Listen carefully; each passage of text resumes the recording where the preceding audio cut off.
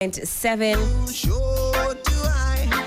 Well, we're still recapping the Africa Games that concluded yesterday in Accra. Joining us on the phone lines to dissect the issues a little bit more, Jerome Otri is a sports analyst, and this morning he'll be guiding us through some of the ups and downs of this African Games. Jerome, good morning to you. Hope you're well.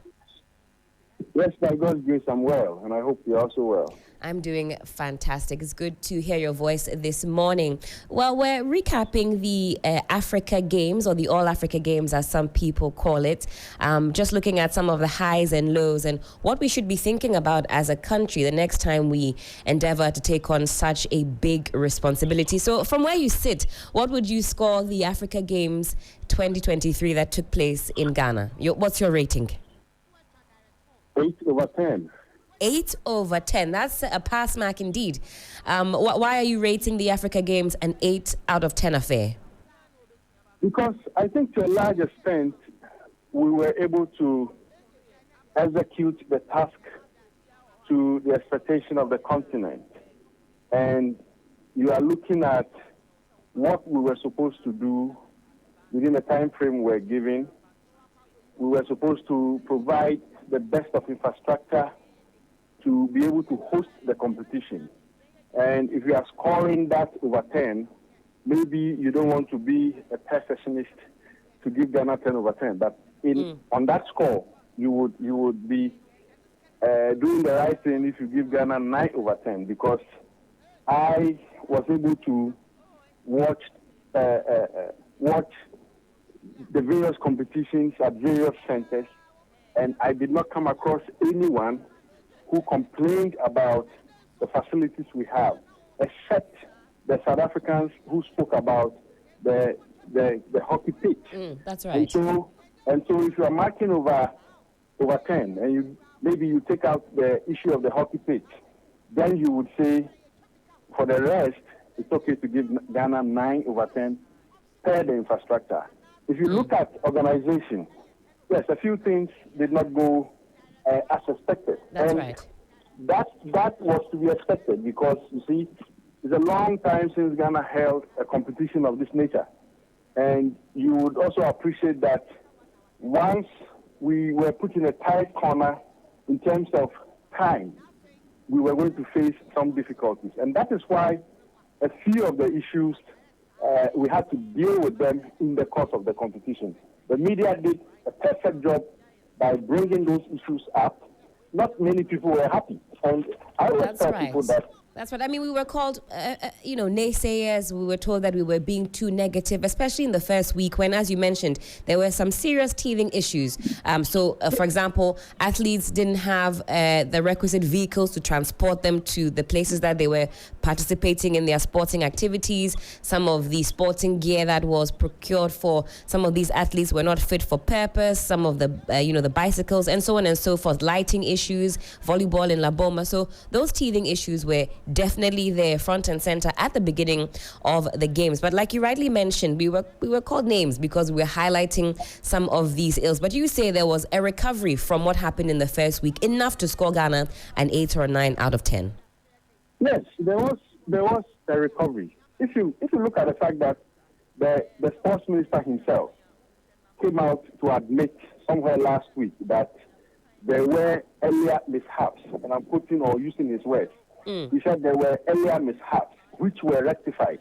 That is an allusion to the point the media raised, that there were issues that had to be dealt with.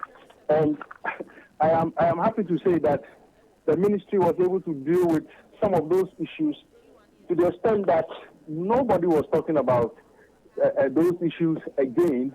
The focus then became the performance of the athletes and the Ghanaian athletes on the field. And let me make this point about the media. I think sometimes the public or some of the people in authority are not fair to the media. I mean, no serious media house would pick equipment and go to an event center only to focus on the negatives. That's right. If you go to cover hockey and the team that is supposed to play says that it cannot play because of the standard of the pitch, what do? That's right. You come out to say that the team played? No. you have to report it as it is. And I doff my hat off for the media. I think the media in Ghana did a perfect job making sure that what needed to be reported, we're giving the necessary attention. And today we are able to look back and say we did a good job. Look at the teams, Ghana paraded in athletics, in football, That's in right. the other events. Who wasn't happy with the performance of the Ghanaian team? It is all because the media, tried to focus its lenses on what these teams were doing, so the public were able to get into, the know, get to know what was happening. And that is why today we can all look back and say a perfect job was done. Look at the attendance that was recorded at the Accra Sports Stadium. Some have said that it was the timing. Some have said that it was because it was free.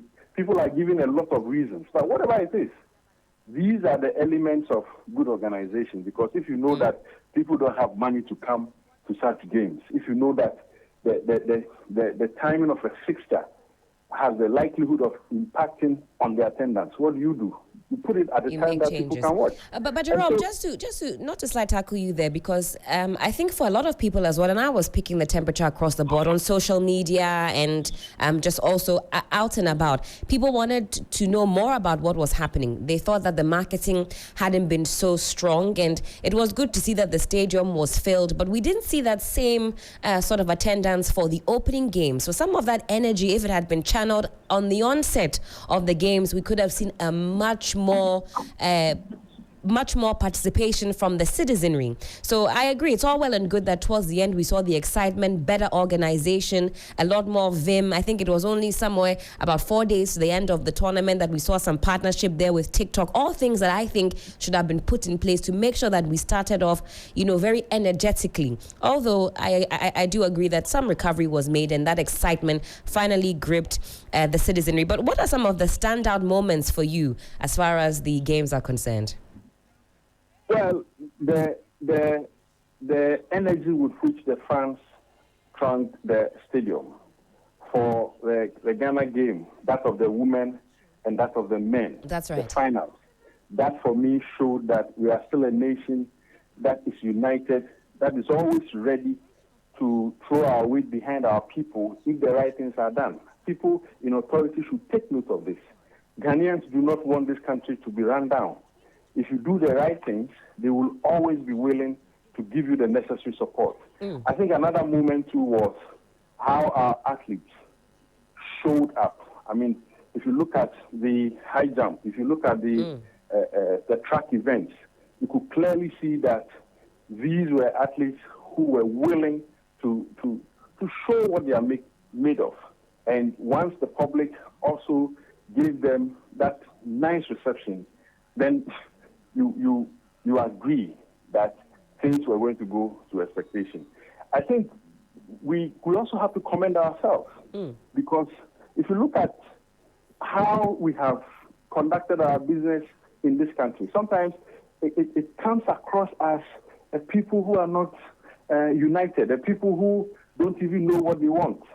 But these games showed me that if we are doing the necessary things, if we are doing the right things, there are people always willing to come with whatever they have to also support. I was at the stadium on Saturday when the games were closing, and I didn't even get the opportunity to sit. It was so packed and it was so full. Wow. Yes, so full. And people have, like I was trying to say, people will cite so many reasons. I'm not interested in the reasons. The mere fact that people can travel long distances to come and sit for hours and wait for a closing ceremony, that should tell you that we are really lovely people, and we just have to put in efforts at getting things right, and the support will always come. Well, looking ahead, what improvements or changes would you suggest, Jerome, to make future editions of the Africa Games even more successful? If it was to return to Ghanaian soil, what should we be thinking about? At some point, some of us felt that funds for the competition, for the movement of things, were a bit delayed or were not forthcoming. So next time, we should funds available. Once we have accepted to host the competition, you cannot delay certain things. If we have to borrow to get it right, we have to do it.